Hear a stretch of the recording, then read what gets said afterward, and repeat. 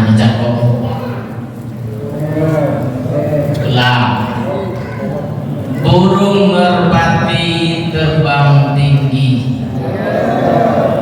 hingga berhenti di kayu jati. Wahai bapak dan ibu, lihatlah ke sini supaya perkataan saya meresap di hati. Assalamualaikum warahmatullahi wabarakatuh.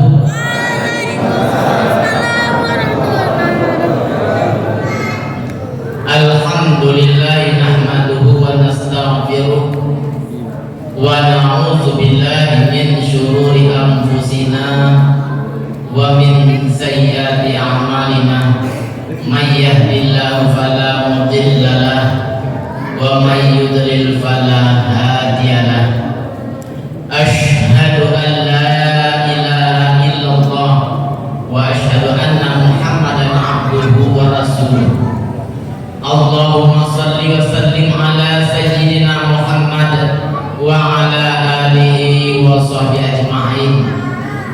Qala Allah ta'ala fil Qur'anil Karim. A'udzu billahi minasy syaithanir rajim. Bismillahirrahmanirrahim. Wa ma Muhammadun illa rasul qad khalat min qablihi rusul. Wa qala Nabi sallallahu alaihi wasallam, innama bu'istu liutami makarimal akhlak. Yang saya hormati Bapak Camat Pasar atau yang wakili, yang saya hormati Bapak Lurah, yang saya hormati Bapak Ketua Masjid beserta pengurusnya, Bapak Imam Masjid Ilham serta masjid undangan lainnya. Kemudian dari kepolisian yang saya hormati, bapak-bapak, ibu-ibu, para alim ulama, tuan-tuan guru yang dirahmati Allah Subhanahu wa ta'ala. Bersyukur kita kepada Allah Subhanahu wa ta'ala dengan mengucap alhamdulillah. Bersolawat kita kepada Rasulullah sallallahu alaihi wasallam dengan mengucap Allahumma sholli ala sayyidina Muhammad wa ala ali sayyidina Muhammad. Semoga sholawat yang kita baca setiap hari, baik di dalam sholat maupun di luar sholat, mudah-mudahan mendapat syafaat, perlindungan, pertolongan dari baginda Rasulullah sallallahu alaihi wasallam di saat kita pada waktu di yaumil mahsyar nanti lapar, Pak, selapar-laparnya, haus, Bu, sehaus-hausnya, takut setakut-takutnya. Tidak ada yang bisa membantu menolong anak, istri, suami itu masing-masing. Baginda Rasulullah sallallahu alaihi wasallam yang akan membantu kita ketika kita dalam keadaan memerlukan pertolongan. Maka mari kita bersalawat kepada Rasulullah sallallahu alaihi wasallam. Ya Nabi salam alaika, ya Rasul salam alaika, ya Habib salam alaika, salawatullah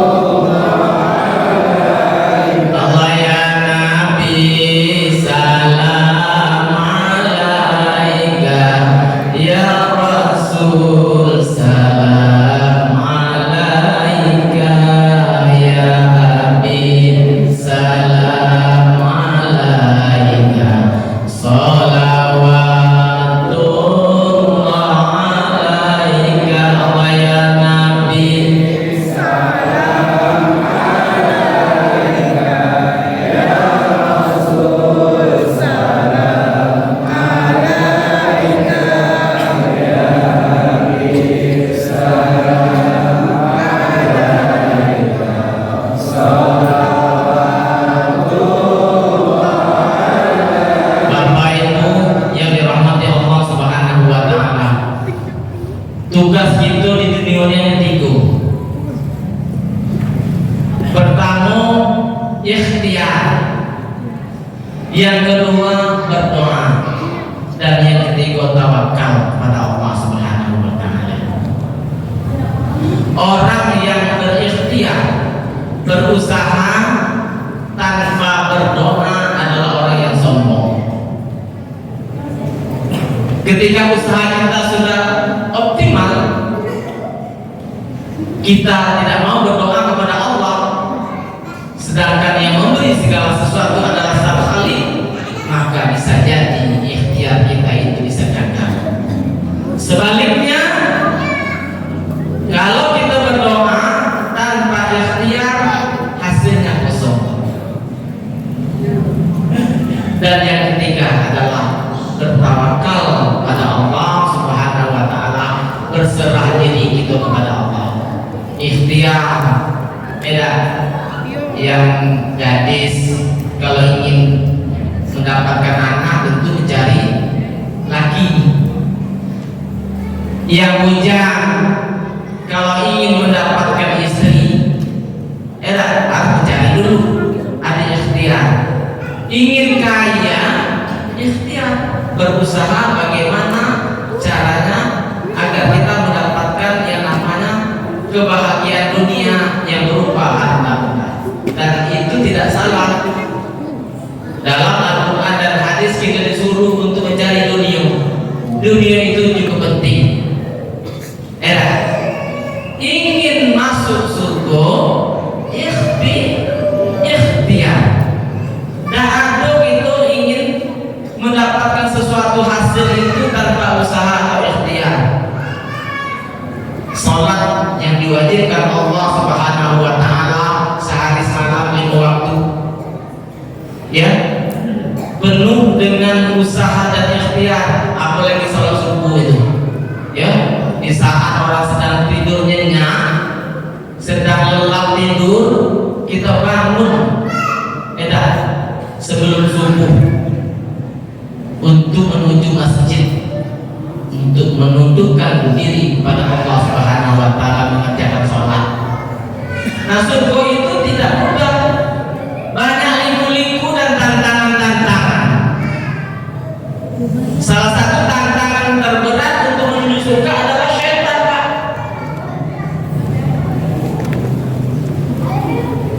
Syaitan, bapak nenek moyangnya itu kan iblis, yang awalnya berada di surga. Ketika disuruh oleh Allah Subhanahu wa taala untuk sujud kepada Nabi Adam dalam arti menghargai Nabi Adam, menghormati Nabi Adam, maka iblis enggan dan sombong. Ngapo aku sujud kepada Nabi Adam, menghormat Nabi Adam. Nabi Adam diciptakan dari tanah, aku diciptakan dari api. Aku mulia ya Allah. Iblis, kau telah melanggar perintah, keluar kau dari surga dan kau tempatnya di neraka. Ya Allah, engkau telah mengusir aku dari surga. Aku mohon satu permintaan. Apa itu? Permintaanku adalah tolong jangan matikan aku sampai hari kiamat. Maka iblis punya anak cucu namanya syaitan, Pak. Nabi Adam, anak cucunya namanya manusia, pakai mati. Berarti banyak syaitan atau banyak manusia? Banyak syaitan, Pak. Cuma dia adalah makhluk yang gaib, yang tidak nampak oleh panca indera. Di teko tidak ada, dirasa tidak ada langsung. Itulah syaitan. Maka jangan heran, ya Allah, aku akan menggoda anak cucu Nabi Adam supaya bagaimana dia sama dengan aku di neraka nanti. Mulai dari waktu sholat, mulai dari lo salah sholat, lagi sibuknya, nanti kita sholat dapat kita lulus dalam godaan untuk sholat tadi kan, digoda. kita jangan sholat. Nah dalam sholat itu bukan berhenti di situ saja. Setan apa ya menggoda dengan cara untuk tidak khusyuk kepada Allah Subhanahu wa Ta'ala. Nah khusyuk itu di dalam Al-Quran kita disuruh khusyuk untuk sholat. Ya, bagaimana khusyuknya tuh? Ada 3 cara khusyuk untuk sholat. Pertama adalah mengerti makna apa yang kita baca. Ustaz, kalau mulai dari awal takbir sampai salam rasanya tidak tahu maknanya, adalah dikit-dikit. Oke. Paling tidak ketika kita mengangkat takbiratul ihram itu harus 100% khusyuk. Saya mau nanya, ketika mau mulai sholat usali, ada tak pikiran lain, Pak? Jujur, mulai ini usali fardhu isya'i 4 raka'atin mustaqbil qiblati ada makmuman lillahi ta'ala. Ingat kunci motor di dalam lemari tadi. Nah ketika kita awal itu kan itu ulangi lagi, tapi beda dengan ketika dalam sedang sholat, sedang sujud itu tidak boleh lagi ulang kan? Nah, jadi paling tidak itu ketika takbiratul ihram itu khusyuk. Yang kedua, takut, merasa takut amal itu ini tidak diterima oleh Allah Subhanahu wa Ta'ala. Prinsip takut itu harus ditanamkan di dalam hati ibadah. Kalau kita takut dengan sesuatu, kita nak berjalan, ya, berjalan pasti depan ada ular. Ada rasa takut kan? Bagaimana cara supaya jangan sampai itu dipatuk ular? Berhati-hati.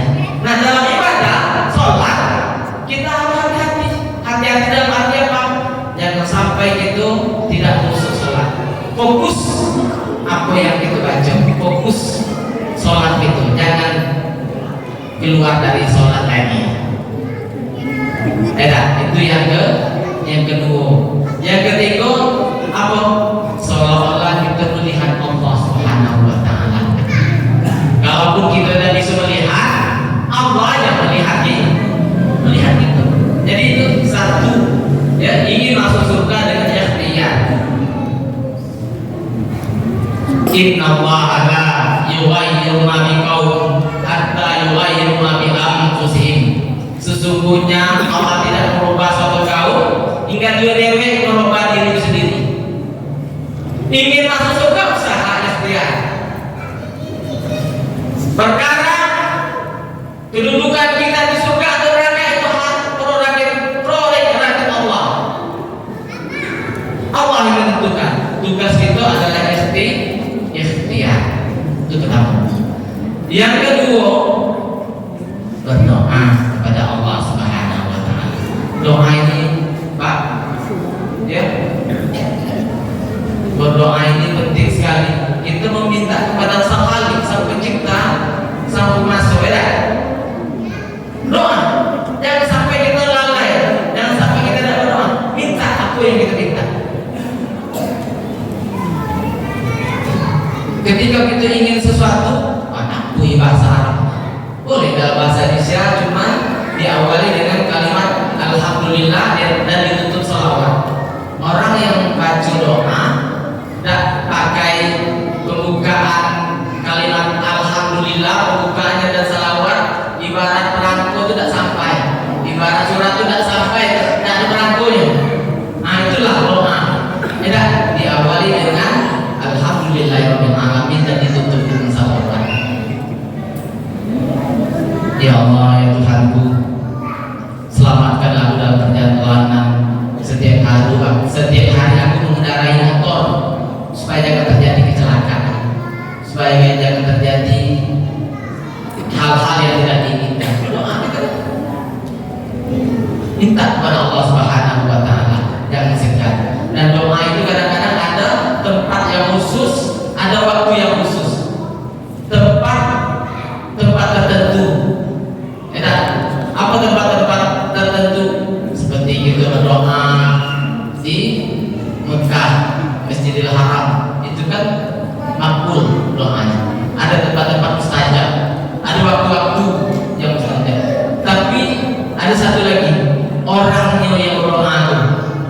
banyak dosa, aku banyak pahalanya. Kalau banyak dosanya ditunda dulu oleh Allah Subhanahu wa taala doanya. Maka Uwais Al-Qarni, kisah Uwais Al-Qarni itu Pak, pada masa Rasulullah SAW hidup, dia adalah seorang yang cacat, badannya belang, dia masih bujangan, punya penyakit, tetapi doanya makbul. Apa rahasianya? Rasulullah SAW hidup, ketika dia berbicara dengan Umar bin Khattab dan Utsman, wahai Umar, kalau kau berdoa minta melalui perantara Uwais Al-Qarni. Jadi kadang-kadang itu menganggap enteng orang yang miskin, miskin, tak doanya dia. Belum tahu, belum tentu. Walaupun miskin dari hidupnya, tapi mungkin ada amal-amalnya yang bisa membawa dia makbul berdoa. Nah, Uwais ini Pak, apa kelebihannya? Dia taat dan patuh dengan orang tua dan emaknya. Dia anak yatim, dia memelihara emaknya. Sehingga itulah dia berdoa kepada Allah, ya Allah sembuhkanlah penyakitku ini. Nah, namanya Uwais, kata Rasulullah, dia makbul doanya, dikabulkan Allah Subhanahu wa taala. Maka tidak heran, ya tidak salah itu minta doa dengan orang-orang soleh, orang-orang soleh itu, ya, ud'uni astajib lakum, mintalah kepadaku, kata Allah, niscaya akan aku kabulkan. Cuman kapan waktunya tuh? Kapan waktunya tuh? Waktunya itu kita tidak tahu. Kadang ada yang cepat, ada yang lambat. Itu tergantung kita, hubungan kita dengan Allah bagaimana, baik adanya hubungan kita dengan manusia. Kadang-kadang hubungan kita dengan Allah ya hubungan vertikal. Kita dengan Allah baik, sayang, bagus, taat, sholat tahajudnya, tidak tinggal puasanya. Tapi dengan hubungan kita dengan manusia kurang akur, dengan tetangga pun tidak teguran. Kita tidak teguran 4-5 hari cuma, kata Rasulullah, boleh. Kenapa? Satu hari itu lagi panas emosi lagi tinggi. Jalan 2 hari belum dosa, jalan 3 hari belum dosa. Masuk 4 hari dan teguran berdosa. Kadang-kadang sampai setahun dan teguran dengan tetangga.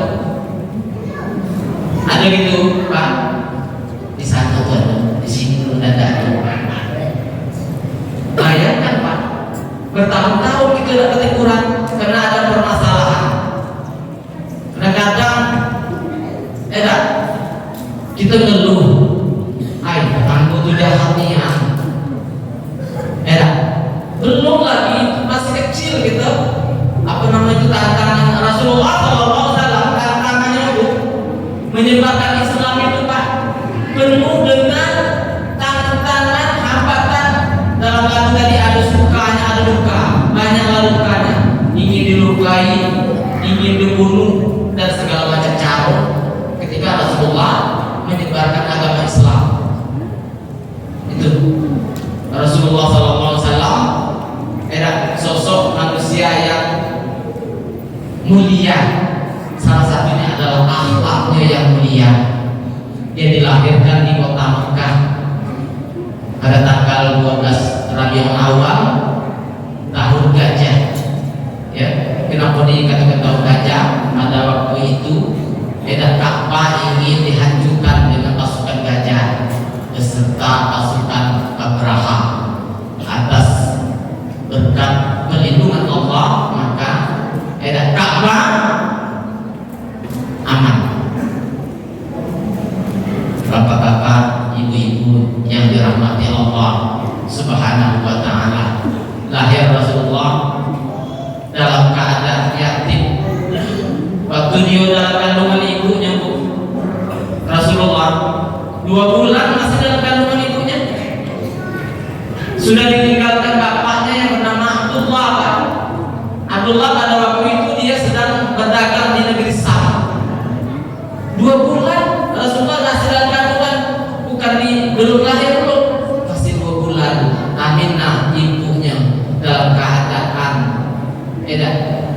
ditinggalkan suami. Ya namanya ditinggalkan suami sedih lah Pak. Ya Pak. Ya ada Bu, sedih gitu. Ya orang yang kita cintai, orang yang kita sayangi bertahun-tahun Pak ya, 10 tahun, 20 tahun, 30 tahun sama kita, ketika dia meninggalkan kita, wajar ada rasa sedih. Dan kadang-kadang yang bapak-bapaknya kan, ketika istrinya meninggal, bukan main nangis, air matanya aduh ngalir terus nangis, rupanya dah sampai berlari, jangan mimpi lagi dia. Aduh, yang tidak setia nih yang di sana, di sini insya Allah ya itu Rasulullah SAW dalam kandungan ibunya 2 bulan. Nah, ketika lahir, sebelum lahir dia dapat mimpi Aminah. Mimpinya apa? Dalam mimpinya bahwa bayi yang dikandung di dalamnya itu hendaklah kau beri nama Muhammad. Jadi kata Muhammad itu bukan Aminah yang memberi nama, bukan kakeknya Abdul Muthalib, bukan pamannya Abu Talib atau Abu Lahab atau Hamzah, tetapi dia mendapat mimpi dari Allah Subhanahu wa Ta'ala bahwa akan lahir sosok makhluk yang mulia. Itu lahir Rasulullah SAW. Ada keajaiban. Keajaibannya adalah apa? 40 kaisar runtuh. Api yang disembah oleh orang Majusi Pak, selama 1000 tahun, yang namanya Tuhan dia, menurut dia kan, yang namanya Tuhan tidak boleh mati. Artinya api yang disembahnya jangan sampai padam, dijaga terus itu, dijaga terus. Nah ketika lahir Rasulullah SAW, api itu padam seketika. Ini menunjukkan bahwa ajaran Islam itu diridhoi oleh Allah Subhanahu wa Ta'ala, bahwa la ilaha illallah, tiada Tuhan yang wajib kita sembah kecuali Allah Subhanahu wa Ta'ala. Jadi Rasulullah SAW memperjuangkan akidah. Pada waktu itu kafir Quraisy yang disembahnya atau apa yang disembahnya adalah berhala yang pada waktu itu posisinya di Ka'bah. Sebelum Ka'bah itu kan penyembahan, tempat-tempat penyembahan berhala Pak. Sebanyak 36 patung yang disembah. Nah sekarang sudah menjadi tempat Ka'bah, sudah dibersihkan. Alhamdulillah Rabbil Alamin. Itu Rasulullah SAW tidak punya keajaiban. Kemudian apa lagi? Tanah yang gersang pada waktu itu menjadi subur kembali, subur kembali. Jadi makanya di dalam Al-Quran tidak kelahiran Rasulullah sebagai rahmatan lil alamin, rahmat bagi alam, rahmat bagi manusia, rahmat bagi binatang, rahmat bagi tumbuh-tumbuhan, rahmat bagi langit, bagi bumi dan seluruh alam. Itulah kelahiran Rasulullah SAW. Nah, ketika ibunya Aminah memelihara dia, Aminah dia meninggal pada waktu Rasulullah umurnya 6 tahun. 6 tahun. Jadi Rasulullah 6 tahun itu sudah jadi anak yatim piatu. Maka dia diasuh oleh datuknya bernama Abdul Muthalib. Nah Abdul Muthalib cuma 2 tahun dia. 2 tahun dia bisa mengasuh Rasulullah SAW dan Abu Talib pun meninggal. Dia dialihkan kepada pamannya Abu Talib. Pamannya cuma sayang Abu Talib ini, dia kan begitu sayang dengan Rasulullah. Dia memelihara Rasulullah dengan baik, melindungi Rasulullah sampai kafir Quraisy ingin membunuh, ingin melukai berbagai macam cara. Tetapi Abu Talib selalu dia tidak memeluk Islam. Maka Rasulullah bersedih, ya Allah, pamanku Abu Thalib sangat banyak jasanya ya Allah terhadap aku. Dia mengasuh aku. Tapi apa kata Allah jawab, wahai Muhammad, engkau tidak bisa memberi hidayah atau petunjuk. Akulah yang bisa memberi hidayah atau petunjuk. Jadi jangan heran, mohon maaf, aduh Pak Kiai, ada Ustaz, ada Kiai, tidak punya anak, kadang-kadang anaknya tidak taat kepada Allah, ada gitu. Ada yang bapaknya kadang preman tapi anaknya soleh. Maka kita ini harus banyak-banyak minta petunjuk atau hidayah kepada Allah.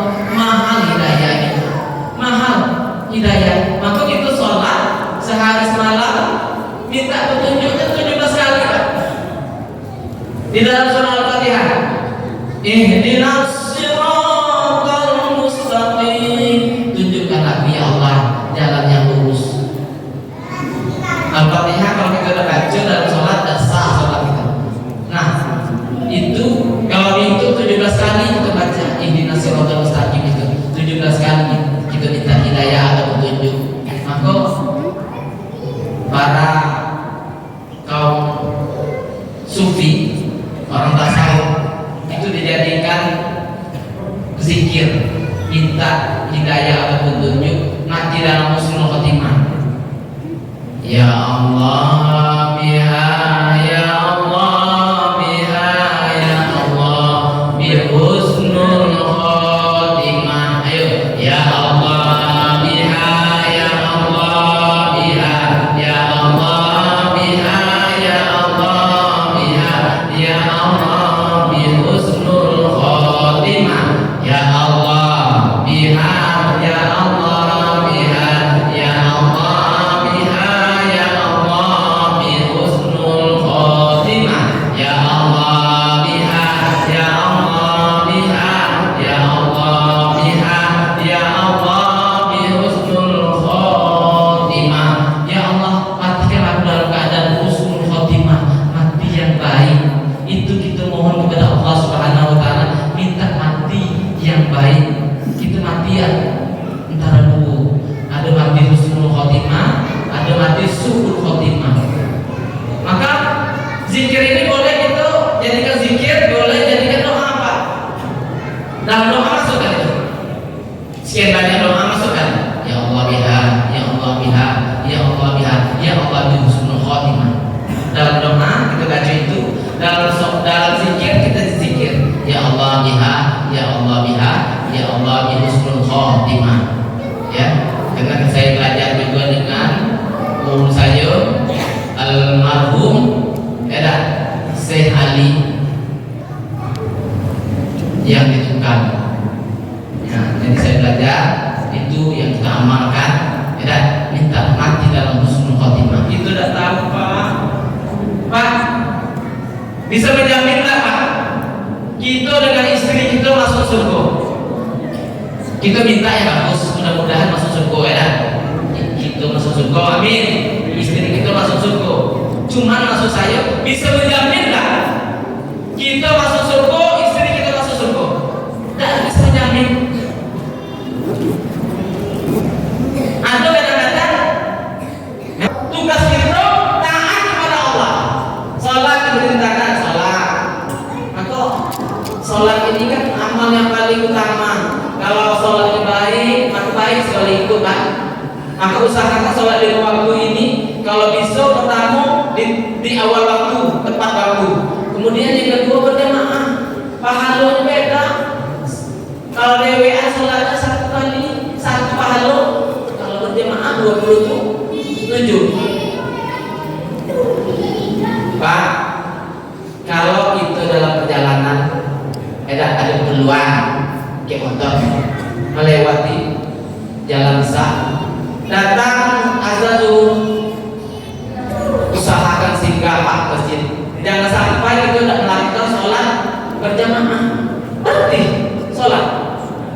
Nah, ketika sudah sholat, itu kan penting zikir. Ini dah, sudah. Assalamualaikum warahmatullahi wabarakatuh.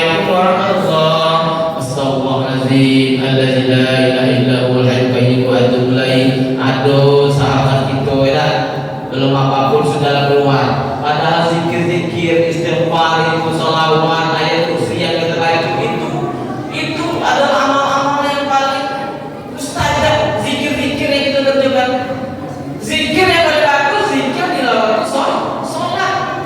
Boleh di luar sholat, tapi zikir yang paling afdal di waktu sholat itu. Maka caranya bisa ketika kita dalam perjalanan tadi ya, sudah salam nih karena ada kepentingan, langsung kita pergi.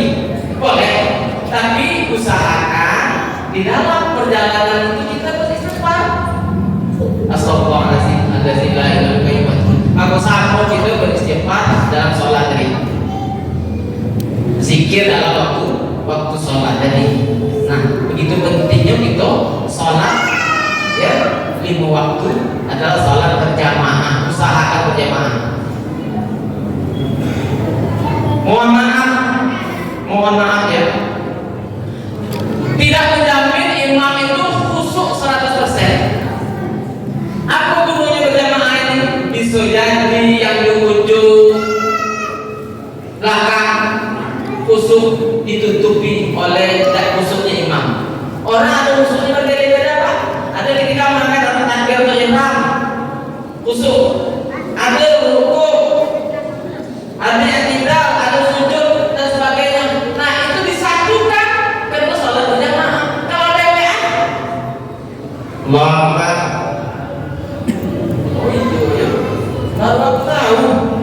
Di situ letaknya tadi. Nah pada waktu sebelum sholat ingat, pas waktu sholat ingat. Nah itulah peran setan. Peran setan itu untuk menggoda itu.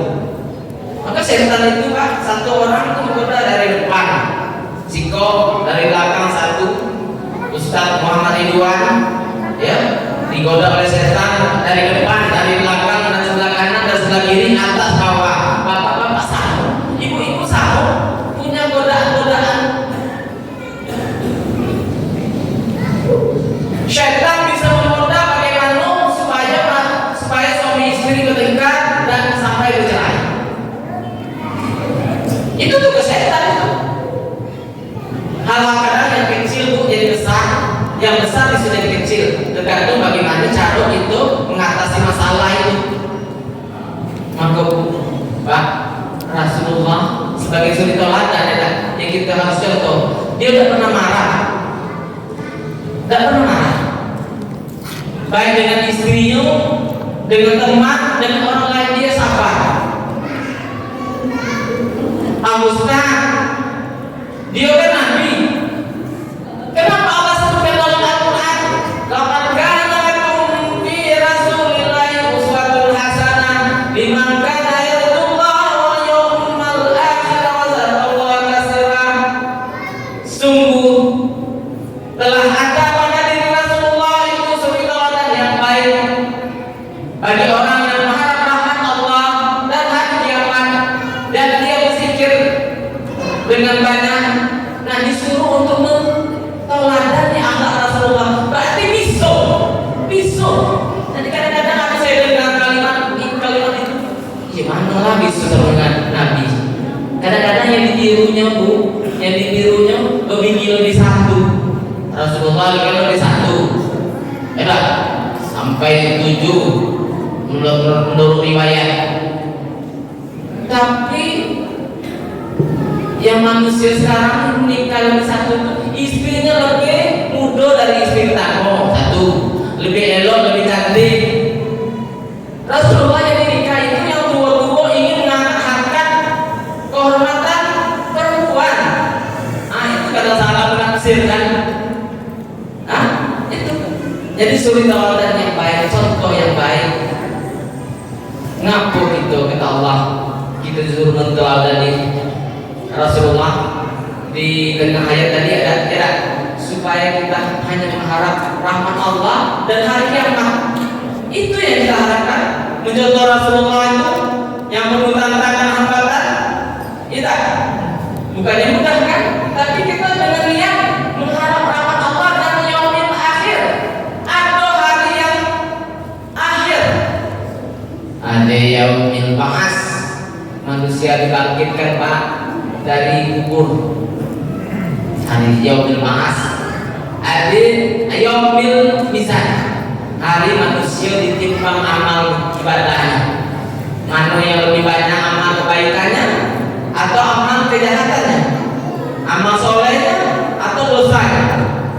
Ada syirat titian yang terbentang antara surga dan neraka. Nah, ini jembatan di bawah neraka, di depan surga. Ada orang masuk surga ya dalam keadaan seperti kilat menyambar langsung sampai ke surga. Aduh yang baru nak melangkah karena terjebak ke neraka. Aduh yang selangkah lagi nak masuk surga nyelup ke neraka. Mudah-mudahan kita masuk surga. Amin ya rabbal alamin. Bagaimana Pak gambaran surga dan neraka? Ada dalam Al-Quran, Allah sebutkan gambaran. Ustaz, saya benar tidak boleh gitu beribadah ini masuk surga. Siapa bilang? Boleh, buktinya Allah sebutkan di dalam Al-Quran untuk memotivasi. Asari'u ila maghfiratin min rabbikum wa jannatin 'arduha as-samawati wal ardu u'iddat lil muttaqin. Bersegeralah kamu meminta ampunan Tuhanmu yang surganya seluas langit dan bumi, diperuntukkan untuk orang-orang yang bertakwa. Rugi gitu Pak kalau masuk dalam surga yang luasnya seluas langit dan bumi itu, yang berupa kenikmatan-kenikmatan jauh dibanding nikmat-nikmat yang ada di dunia. Nah, jauh. Gambarnya gini, dua tangan gitu nih, kita celupkan ke dalam lautan, kemudian kita angkat, netes airnya, netes sebelah kanan dan sebelah kiri. Itulah kira-kira berapa tetesan? 10 tetes, 20 tetes, itulah dunia. Air laut yang tadi itu adalah kebahagiaan surga. Cuman kadang-kadang surga itu hal yang gaib dan nampak gitu. Kita tertipu oleh kemegahan dunia Pak. Nah, lagi-lagi setan menggoda dengan kemegahan dunia, tidak kemilauan dunia, ya. Setan menggoda itu dengan berbagai macam cara supaya itu berada di surga bersama-sama dia. Maka banyak-banyak mengucap kalimat ta'awuz, a'udzubillahi minasyaitonir rajim. Aku berlindung kepada Allah dari godaan syaitan yang tertutup. Ibarat kita baca ta'awuz itu, kita menyepak sebuah bola. Bola itu jauh sejauh mata memandang. Kalimat ta'awuz, maka dalam sholat disunahkan ada. Awalnya apa? A'udzubillahi minasyaitonir rajim. Bismillahirrahmanirrahim. Baca surah An-Nas.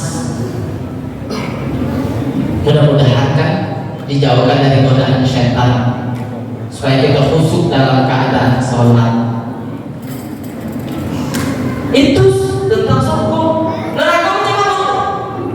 Di dalam surah An-Nisa ayat 23 Allah jelaskan, kullama nadijat juluduhum badalnahum juludan ghairaha liyazuqul azab. Setiap kali kulit mereka hancur, kami ganti lagi dengan kulit yang baru supaya dia merasakan azab. Sesungguhnya Allah Maha Perkasa lagi Maha Bijaksana. Setiap kali kulitnya hancur, kami ganti lagi dengan kulit yang baru. Artinya begini Pak,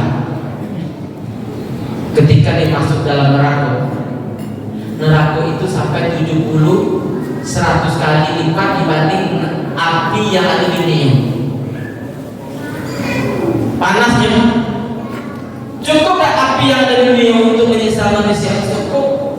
Buktinya kalau pas kebakaran sedang enak tidur, ayahnya enak mati di dalam rumah. Kenapa Allah lipatkan ketawa? Dia tunggu azab supaya dia merasakan azab ini. Yang kau pembangkang tak mau bersujud di hadapanku, tak mau melaksanakan aturan-aturanku. Enak supaya merasakan azab. Dicantumkan di dalam api neraka, dihidupkan kembali, Pak. Dihidupkan kembali semula, kemudian dicampakkan lagi ke neraka, berulang-ulang. Tergantung kepada amal dan dosa yang dilakukannya. Nauzubillah, ada dia masuk neraka dalam hitungan tahunan, ada puluhan tahun, ada yang ratusan tahun. Nauzubillah min dzalik. Mohon kita kepada Allah supaya dilindungi dari azab api neraka. Begitu. Jadi tidak disalahkan. Tentang surga Allah sebutkan gambarannya, tentang neraka Allah sebutkan gambaran supaya kita termotivasi untuk beribadah kepada Allah Subhanahu wa taala. Bapak Ibu yang dirahmati Allah Subhanahu wa taala, Rasulullah meninggal dunia dalam usia 63 tahun. 63 tahun di kota Madinah. Lahir di Mekah, meninggal di Madinah, umur 63 tahun. Kita ni umat Nabi Muhammad, Pak. Artinya umur kita sama dengan Nabi Muhammad kurang lebih. Kalau berlebih 63 tahun, 70, 80, 90, 100, itu hanya bonus. Pak, Nabi Adam, Idris, dan nabi-nabi lain ada umur 1000 tahun, Bu. Ada di dunia umur 1000 tahun? Tidak ada. Ada umur Nabi Muhammad, umur nabi-nabi yang terdahulu 800 tahun. Ada yang 500 tahun, ada 400 tahun, ada 300 tahun. Nah, ada tak di dunia ini umurnya 300 tahun? Belum ada. Yang ada lebih kurang 100 tahun.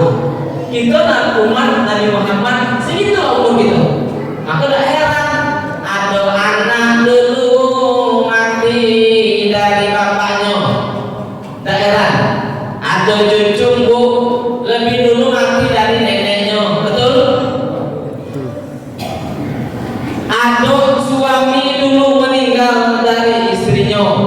Ada istri dulu meninggal dari suaminya. Itulah gambaran kehidupan. Faiza jaa ajalum la yastakhiruna sa'ah wa la yastaqdimun. Apabila telah datang ajalmu, maka tidak bisa dimundurkan sedikit atau dimajukan sedikit pun.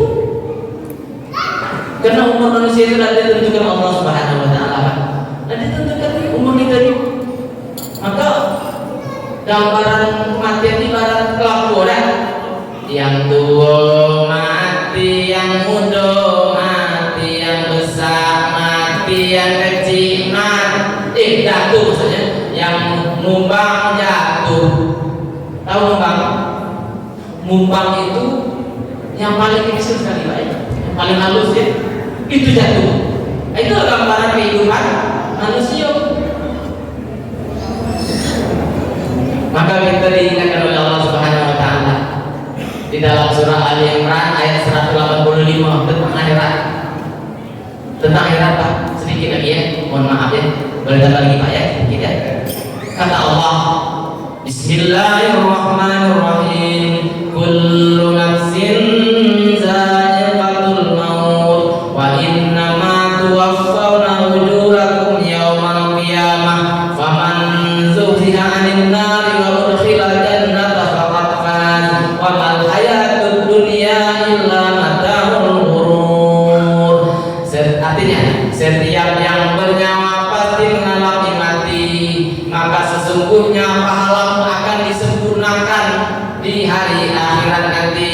Barang siapa yang dijauhkan dari neraka, Pak, Bu, dan dimasukkan ke dalam surga, maka dia adalah orang yang beruntung. Sesungguhnya kehidupan dunia ini adalah kehidupan yang memperdayakan, kehidupan yang menipu. Kullu nafsin za'iqatul maut. Setiap yang punya nyawa pasti mati. Siapapun orangnya. Kalau ada nafas mati. Banyak duitnya mati.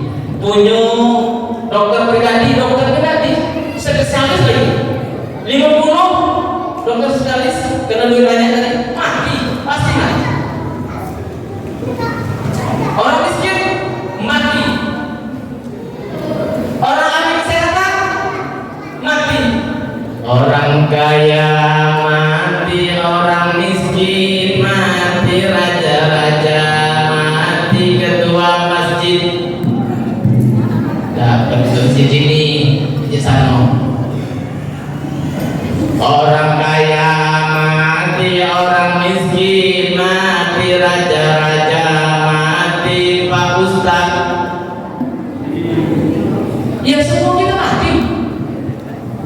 ke masjid, nak ustaz, nak jemaah. Ini campur semua nih. Calon mah nanti apa yang disiapkan? Ibadah, amanu wa amilus sholihat. Itu poin pertama. Setiap yang bernyawa kata Allah pasti mati. Yang kedua tadi, wa innama tuwaffawna ujurakum yaumal qiyamah. Bahwasanya sesungguhnya pahalamu akan disempurnakan pada hari akhirat. Pak, Bapak sholat puasa umur berapa? Bapak yang tahu kan? Ibu beribadah sholat puasa umur berapa? Itu CCTV-nya nanti. Ya, ada catatan-catatannya. Catatan amal ibadah di yaumil mahsyar nanti akan diperlihatkan. Ini amalmu yang kecil diperlihatkan, yang besar diperlihatkan tanpa terlewat, disempurnakan pahala. Jangan khawatir, ada nanti ada catatan amal itu. Kemudian yang ketiga, faman zuhziha 'anil nari wa udkhila jannata faqad faz. Barang siapa dijauhkan dari neraka dan dimasukkan ke dalam surga, maka dia adalah orang yang beruntung. Nah, ada yang beruntung kecuali dia dijauhkan dari azab api neraka. Pada waktu itu tak perlu lagi harta benda, kekayaan, jabatan. Kalau di dunia ini belum, maka memang dunia perlu. Dunia perlu. Maka di dalam Al-Quran dan hadis disebutkan tentang dunia apa? Perlu dunia. Tapi ada benang merah. Di dalam surah Al-A'la ayat 17. Wal akhiratu khairun wa abqa. Dan akhirat itu lebih baik dan lebih kekal. Memang dunia lebih baik, tapi akhirat lebih baik dan lebih kekal selama-lamanya. Sedangkan hidup di dunia ini sebentar sekejap, tak sadar umur kadang sudah 30 tahun, sudah 40 tahun, sudah 50 tahun, waduh sudah masuk 60 tahun umur ini, sudah masuk 70 tahun. Introspeksi diri sampai di mana amal ibadah itu, ke pengabdian itu kepada Allah Subhanahu wa taala. Terakhir kata Allah tadi, bahwasanya kehidupan dunia ini hanya memperdayakan, menipu nipu dunia ini, menipu dunia. Yang kita kejar dunia, padahal itu yang akan kita tinggalkan. Jadi saya kira hanya itu yang dapat saya sampaikan. Terima kasih atas perhatian. Mohon maaf atas segala kekurangan. Kalau ada jarum yang patah, jangan disimpan di dalam peti. Kalau ada kata-kata yang salah, jangan dilaporkan kepada Pak Polisi. Dan dilaporkan Pak Polisi juga sudah ada kalau saya salah. Kalau ada jarum yang patah, jangan disimpan di dalam peti. Kalau ada kata yang salah, jangan disimpan di dalam hati, Pak. Saya mengajak, apa yang saya bicarakan itu hanya untuk mengajak kebaikan, ketaatan, tidak bermaksud untuk menyindir. Demikian. Wassalamualaikum warahmatullahi wabarakatuh.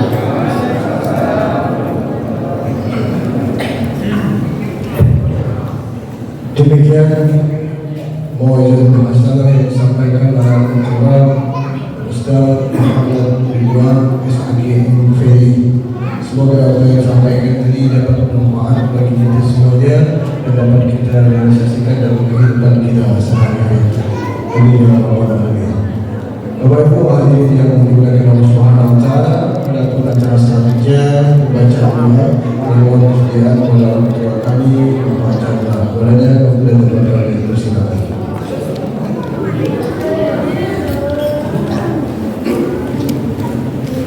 Astagfirullahaladzim. Astagfirullahaladzim. Astagfirullahaladzim.